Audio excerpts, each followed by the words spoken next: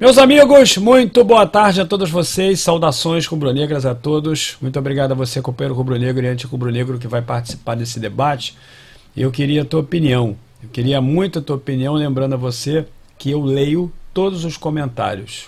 Não deixo de ler qualquer comentário, pode demorar um pouquinho, meio dia, talvez às vezes um dia, mas eu leio todos. E você pode ficar certo disso porque eu vou lá e curto o seu comentário. E eu preciso disso porque realmente estou preocupado, não posso negar a você.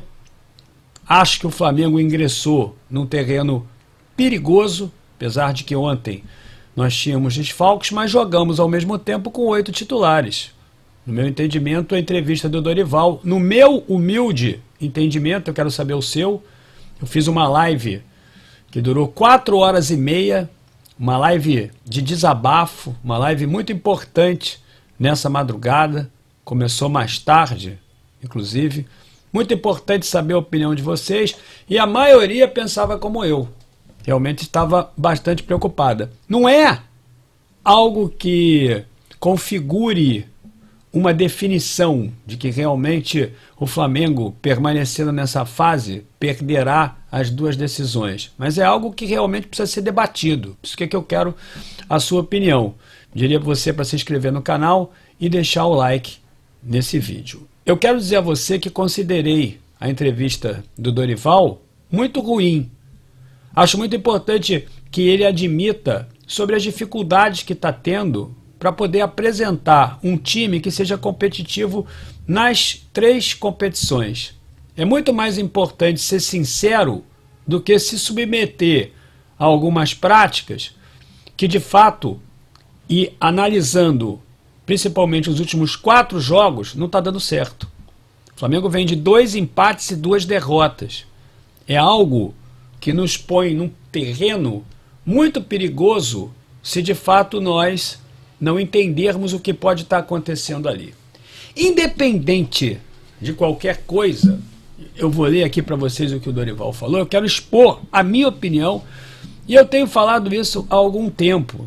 Eu não tenho falado isso apenas com o Dorival, eu não falei apenas com o Paulo Souza, com o Renato, com o Rogério Ceni, com o Domi, mas depois que o Mister saiu, o time do Flamengo parece que perdeu a vontade de ganhar. Desses jogos todos da era pós-Mister, o único, eu já falei para vocês, que eu vi, inclusive eu estava dentro do campo nesse dia, o Flamengo jogando com vontade de ganhar, o Flamengo jogando com sede de vitória, o Flamengo jogando destinando sangue dentro de campo, sem salto alto, com muita seriedade, com muita intensidade, os 90 minutos, o único jogo depois que o Mister saiu do Flamengo, que o Flamengo jogou de fato ali, querendo ganhar, jogando uma partida como se fosse uma decisão, foi aquele Flamengo e Atlético Mineiro aqui no Maracanã, 2-0 Flamengo, invertendo uma situação realmente ruim que nós estávamos porque havíamos perdido aquele jogo, o primeiro, lá no Mineirão, contra o Galo. E ainda me recordo que o Gabigol foi muito importante naquele processo, porque ele logo após o jogo, e tinha sido a segunda derrota do Flamengo em meia semana para o Atlético Mineiro, ele deu uma entrevista e disse o seguinte: eles vão ver o que é jogar lá no Maracanã, o que é um inferno lá no Maracanã. E aquilo foi muito importante porque animou bastante a torcida, aquilo foi importante porque o clima que foi criado ali no Maracanã foi um clima de inferno e aquilo motivou realmente os jogadores, a torcida não parou de cantar 1 minuto e realmente o que se viu ali foi um Atlético Mineiro dentro de campo completamente atônito, sem saber o que fazer, vivendo ali 90 minutos, percebendo a vitória e, por conseguinte, a classificação escorrer pelas mãos. A torcida do Atlético não acreditava, alguns torcedores rubro-negros também não acreditavam, mas o time foi lá e jogou com raça, porque aliou técnica à raça. E, sinceramente, companheiro rubro-negro, eu vou te falar, Eu sei que tem muitos rubro-negros que não concordam com isso, mas eu não consigo ver o Flamengo jogando com raça. Ontem, por exemplo, eu não consigo entender o que aconteceu. Não é uma questão de querer ganhar os 3 campeonatos apenas. Não é uma questão de você ser vaidoso, de ser jactancioso e entender que o Flamengo tem o melhor elenco e que tem que ganhar tudo. Não, é você não conseguir enxergar sangue nos olhos dos nossos jogadores. É você assisti-los passivos dentro de campo. Os jogadores detestam isso, mas eu não consigo ver o Flamengo assim, jogando, por exemplo, com o mesmo ímpeto que o Fortaleza entrou no segundo tempo. E eu sinceramente acho que uma boa parte da culpa disso tudo é do Dorival também. Porque é o Dorival que tem que motivar os jogadores. É o Dorival que tem que cobrar deles. E a torcida também tem a sua parcela de culpa, porque por estar classificado o Flamengo para a final da Copa do Brasil e da Libertadores, e pela diferença de pontos que existe entre o Flamengo e o Palmeiras, ridícula, inclusive. Você pega ali, por mais que você queira entender que não dá para ganhar as 3 competições, quando você pega ali o elenco do Flamengo e vai lá e compara com o do Palmeiras, é aquilo que eu digo, podia estar ali com o Flamengo jogando as 3 competições, 2 pontos de diferença, 1 ponto de diferença, talvez 3 pontos de diferença, o Flamengo 1 ponto de diferença, mas não 15 pontos. Essa é uma diferença que é estapafúrdia, uma diferença completamente real com relação ao elenco que o Flamengo tem. E ontem, por exemplo, eu vi o Flamengo sendo inteiramente dominado, ao contrário do que o Dorival faz isso, dizendo que tinha um jogo na mão até os 50 minutos. Não tinha. Não tinha o jogo na mão. O Flamengo ontem não teve o jogo na mão em nenhum minuto. E eu quero te dizer uma coisa. O Flamengo, de 11 jogadores, jogou com 8 titulares. Se você disser para mim que o banco é muito importante para você poder oxigenar o time, se você disser para mim que o técnico do Fortaleza pôde trocar porque tinha todos os seus jogadores, o Dorival também podia ter trocado, mas ele não trocou. O Dorival fez a primeira substituição depois dos 20 minutos, tal como aconteceu contra o Palmeiras, lá no Allianz Parque. Eu estava lá, eu percebi. É aquela nuvem preta que está chegando e o indivíduo não pega um guarda-chuva para poder se proteger da tempestade ou então se abrigar dentro de casa, uma tempestade iminente. Você está vendo que vai chover e você não toma nenhuma providência. Foi exatamente o que ele fez. Tanto que lá na Arena do Palmeiras, o Dorival tinha ali o Pedro para substituir e mais alguém que eu não me lembro. Depois dos 20 minutos, com o Flamengo tomando muita pressão, principalmente no segundo tempo, muita pressão no segundo tempo, o Flamengo estava ganhando de 1-0, e os jogadores estavam ali na lateral do campo, o Flamengo tomou o gol. Ou seja, ele demora muito para poder reagir, demora muito para poder oxigenar o time. E no jogo de ontem, eu não vi raça no Davi Luiz, eu não vi raça no Léo Pereira, eu não vi raça no Felipe Luiz, eu não vi raça no Rodinei, que inclusive até me parece engordou nesses 10 dias, que foram muito ruins para o Flamengo. Eu não vi raça ali na volância do Flamengo. O João Gomes fez uma péssima partida, o Thiago Maia também. O Vitor Hugo parecia que não estava dentro de campo. Eu enxerguei raça ali no Matheus França, enxerguei raça no Gabigol, mas no resto, meu amigo, eu não vi sangue. Aliás, eu não vejo isso no time do Flamengo, que fica dando toquinho enquanto os outros times estão dando carrinho. O time do Flamengo, meus amigos, na transição defensiva, quando perde a bola, não tem aquela vontade de ganhar, porque parece que eles têm uma consciência, e aí nesse caso vou usar sim o termo mais apropriado, mas uma consciência vaidosa de que eles vão ganhar o jogo a qualquer momento, e não é assim. Nós vamos ter 2 finais muito importantes contra 2 equipes, vocês sabem disso, muito difíceis. O conforto de jogar a segunda partida aqui no Maracanã existe.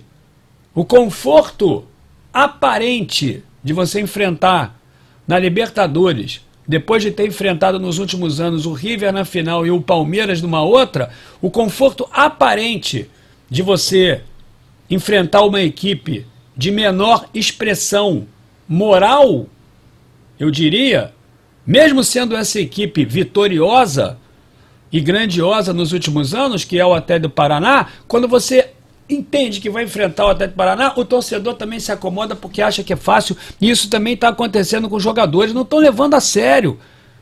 Foram 10 dias de sacanagem aí, com os jogadores na noitada, folgas dentre esses 10 dias. Eu não estou sendo irresponsável não, eu estou falando a verdade.